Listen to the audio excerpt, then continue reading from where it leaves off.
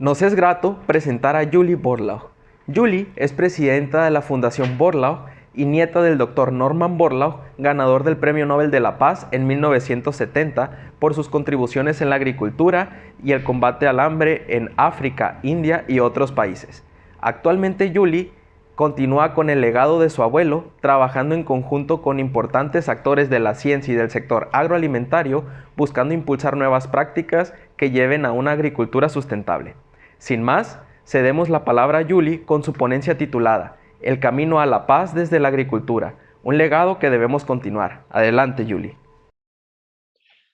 Good afternoon. I am so fortunate to be here with you today, and I wish I was in Los Mochis. And I have my shot. I'm waiting for my second. So when everyone's ready, I'm happy to come visit. I want to thank Don Guillermo Elizondo for having me participate again this year and his entire team. And I want to thank all of you, all the farmers who work so hard in agriculture for Mexico and everyone else and all over the world. I want to thank everyone within the ag industry, everyone who's had to endure this hard season because of COVID and all the complications that it's done within agriculture. So I want to thank you all for all the hard work, for coming through so strong and having me here. And I also want to thank you all for doing a virtual program. It's been a little different this year. I know I've done a bunch of virtual programs and I miss the ones in person, but I know within the next 6 months, hopefully we'll all be back live and in person. I wanted to start by talking about some of the trends that are happening in agriculture. And I brought up COVID and what it's done to agriculture and to our industry. I know more than ever, especially here in the United States, and I know that goes for Mexico as well, more people are aware of the importance of food and how quickly there can be food shortages.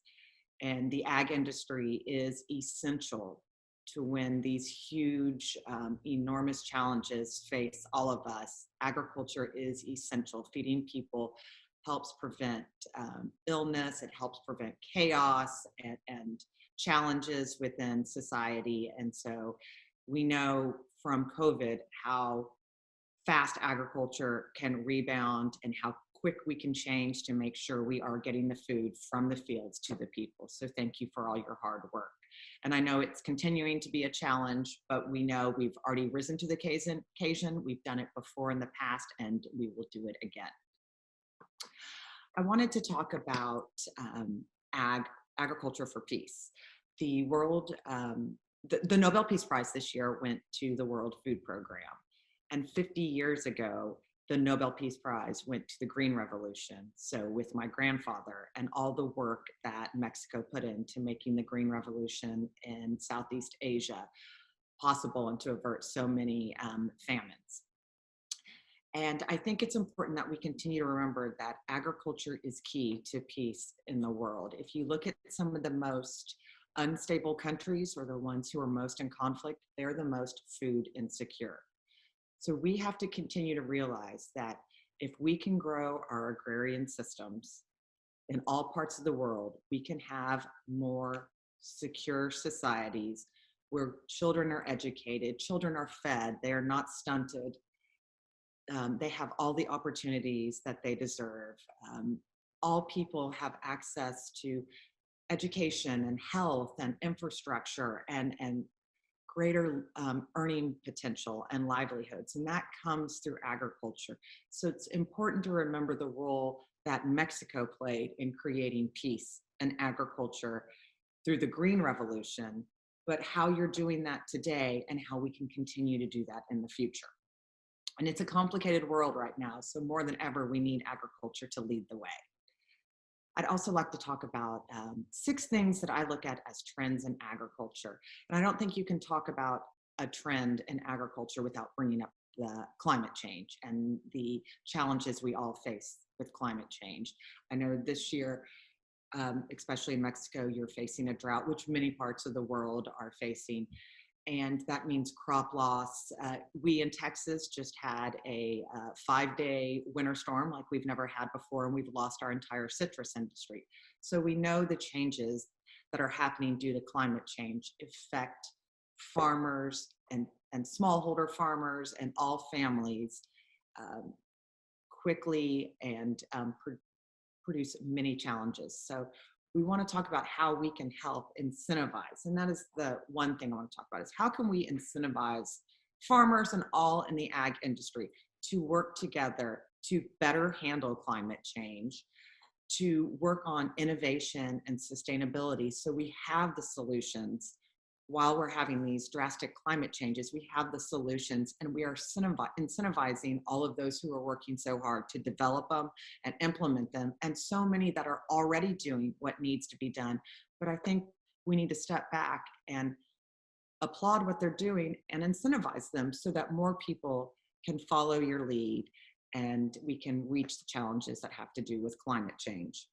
I know water, of course, in Los Mochis and all parts of Mexico is a huge issue. And my grandfather's heart was always in Obregon and in that region. So water issues with climate change are a huge challenge, and we want to continue to incentivize those who are finding ways to make it work, who are using drought tolerant technology and other tools. And we also want to talk about, when we talk about incentivizing, it's also important to look at my other trend, which is support systems.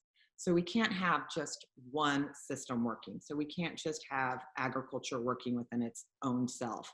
We need a holistic solution. So we need people from public policy that is pro-agriculture. We need innovation.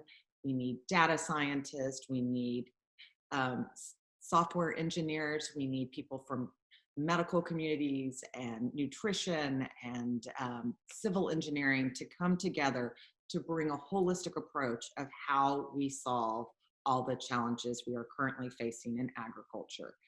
And an important part is data. Unfortunately, agriculture is behind in the data revolution, where engineering and medical have been using data successfully for 10 plus years. And now agriculture is come into that and rapidly deploying it.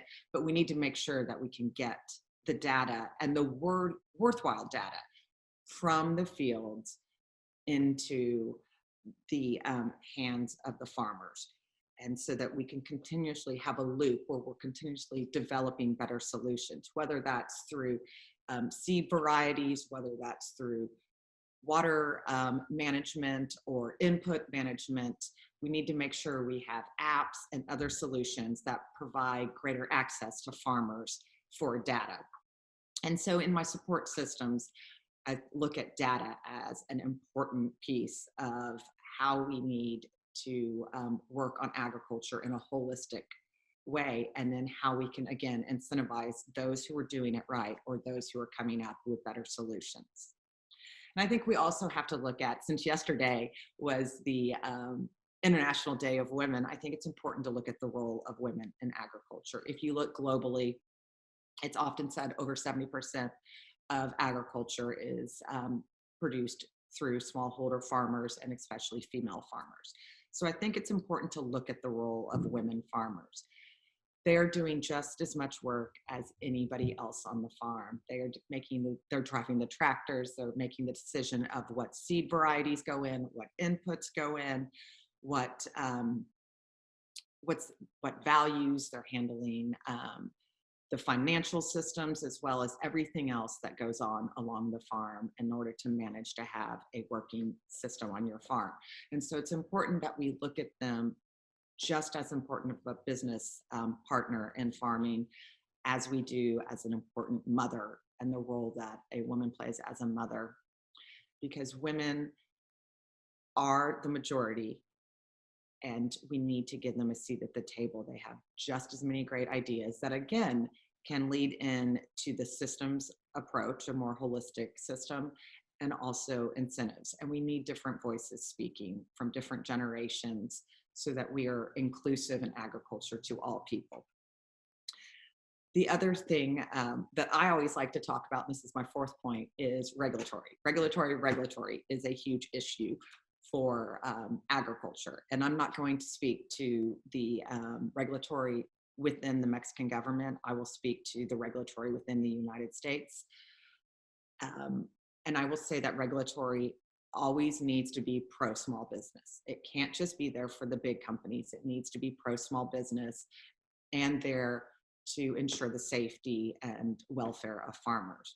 So we need regulatory that's pro innovation, pro women, pro farmer, pro climate change, and water, and all of those things. So regulatory is so important. And it's important that everyone gets involved in what is being discussed for regulatory, because you don't want people who are not involved in farming to be making decisions for you. It's oftentimes people who have never stepped foot in a field and don't even understand how a seed is grown that are making the decisions in the government and putting policies in play for you. So make sure you do have a voice when it comes to regulatory, and making sure the right regulatory is done to continue to create a powerful Mexican agriculture system. My fifth point is youth in agriculture. It's one of my favorite things, and it's something that my grandfather firmly believed in.